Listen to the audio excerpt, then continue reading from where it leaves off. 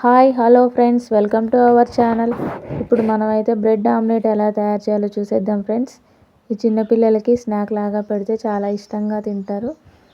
చాలా అంటే చాలా టేస్టీగా ఉంటుంది. మీరు కూడా ఒకసారి ట్రై చేయండి.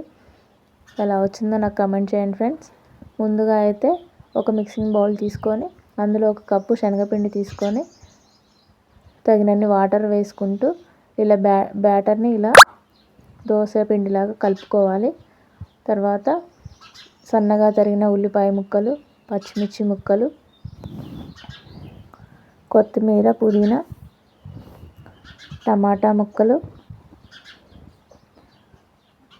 ఉల్లి ఆకు, సన్నగా తరిగిన ఉల్లి ఆకు, కారం, గరం మసాలా, జీలకర్ర పౌడర్, ధనియా పౌడర్ వేసుకొని వీటన్నిటిని మిక్స్ చేసుకోవాలి.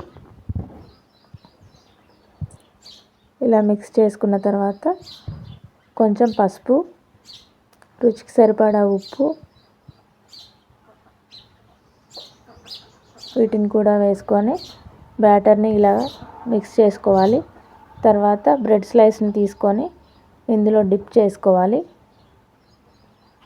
రెండు పక్కల డిప్ చేసుకున్న తర్వాత స్టవ్ ఆన్ చేసి ప్యాన్ పెట్టుకొని 2 స్పూన్ల ఆయిల్ వేసుకోవాలి. నేనైతే ఎలాంటి కల్తీ లేని గ్రౌండ్నట్ ఆయిల్ అయితే వాడుతున్నా. మీకు కూడా ఈ ఆయిల్ కావాలంటే పైన చూపిస్తున్న నెంబర్ని కాంటాక్ట్ అవ్వండి.